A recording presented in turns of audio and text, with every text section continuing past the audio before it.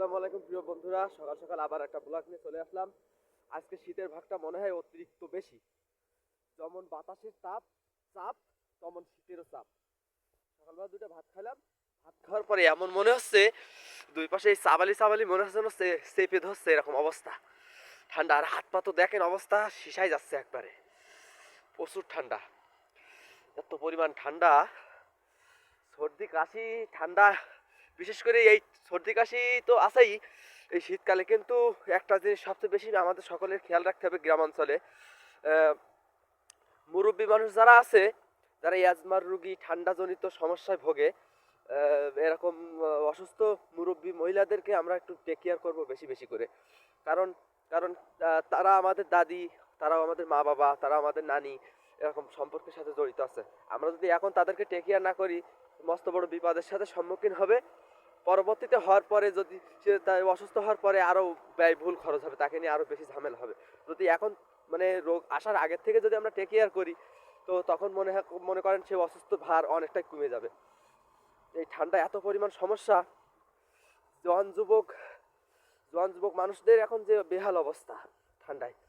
কাজের ভিতরে থাকবেন তো শরীর কিন্তু হিট থাকবে, আর কাজ বাদে যদি আপনি ঘুরে বেড়ান তাহলে দেখবেন বেশি ঠান্ডায় উপদ্রব, প্রচুর পরিমাণ সমস্যা হবে ঠান্ডায়। তো কেমন লাগছে আমার এই ভিডিও? এটা হলো আমাদের আমি এখন যাচ্ছি বাড়ি থেকে, আমাদের ছোট্ট বাজার আছে, সেই বাজারে যাচ্ছি একটু চাটা খাওয়ার জন্য। ঠান্ডায় শীতে তো বুঝতেই পারছেন কি পরিমাণ সমস্যা। তো আপনারা পাশেই থাকুন, সাথেই থাকুন, দেখা যাক কতদূর যাওয়া যায়। ঠান্ডায় তো অবস্থা বেহাল।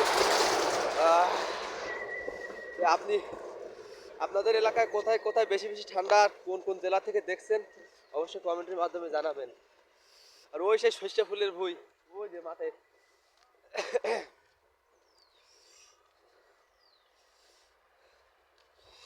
তো যে দাদার কাছে গেছিলাম, সে শালা ওই জায়গায় নেই, শালা ওই সাইকেলে আসছে ওই। ওরে ভাইরে, আজকে ঠান্ডা কি পরিমাণ ঠান্ডা, কাজ নেই আজকে রে। ওই যে বাড়ি কাজ যাবো সে বাড়ি ইট নেই। কনে গেলি মোড়ে? আমি আসতেছি।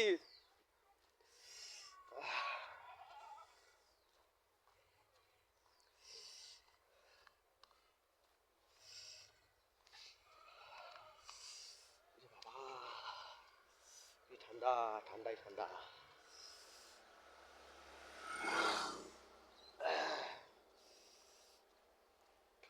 সাথেই থাকেন।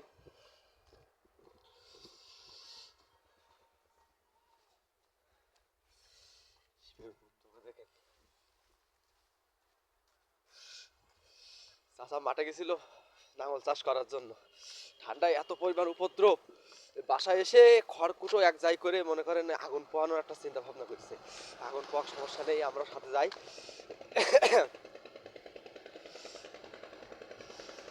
বাবা, ঠান্ডায় খালে বিলে কিন্তু পানি নেই, যে অবস্থা পানি কিন্তু একদম তলা পর্যন্ত দেখা যাচ্ছে, আপনারা দেখতে পাচ্ছেন।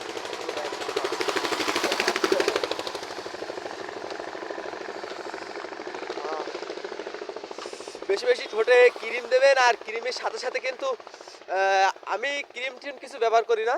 আমি ওই যে আপনার সরিষার তেল আছে না, এই শীতের ভিতরে আগের কালে দেখতাম মা চাষিরা ওই ছোটো বাচ্চাদেরকে কিন্তু এই শীতের সময় সরিষার তেল গায়ে হাত পায়ে মাখিয়ে দিত। এটা কী করতো, বেশিরভাগ এই ঠান্ডায় কিন্তু কখনো সর্দি লাগতো না, বাচ্চাদের কিন্তু হেলথ ভালো থাকতো, তাই তো। তা আমি ওই বেশি বেশি ওই সরষের তেল মাখি, খাঁটি সরিষার তেল, ঠান্ডা আমার যাতে কম লাগে। তো কিছুক্ষণ অপেক্ষা করি, আমরা সামনে বাজার প্রায় চলে আসছি। কিছুক্ষণ বাদে আমি আবার ক্যামেরা অন করব। দয়া করে সকলে আমার সাথে থাকবেন, আরও বেশি বেশি লাইক কমেন্ট করবেন কোথা থেকে দেখছেন। তো বাজার পার হওয়ার পরে আবার চলে আসলাম। ও ঠান্ডা তো প্রচুর পরিমাণ ঠান্ডা। ও আর একটা কথা, এই রাস্তায় আসতে আসছি ওই যে কিছুদিন আগে আমাদের দুইজনের একটা ভিডিও অনেক ভালো রেসপন্স আসছিল, ইউটিউব ফেসবুক দুটো একসাথে, সে ভাইপোর সাথে করে নিয়ে চলে আসি পাশাপাশি। এটা হাই বলে দাও ভাইপো। হাই। ও ওই একসাথে কাজ করি, আমরা একসাথে ঘোরাঘুরি করি, মাঝে মধ্যে ভিডিও টিডিও যদি সময় পাই তাহলে ভিডিও টিডিও বানাই। তো সকলে ভালো থাকবেন, যে উদ্দেশ্যে আসছিলাম প্রায় পৌঁছে গেছি। ভালো থাকবেন, সুস্থ থাকবেন, আমার জন্য দোয়া করবেন। আসসালামু আলাইকুম সকলে।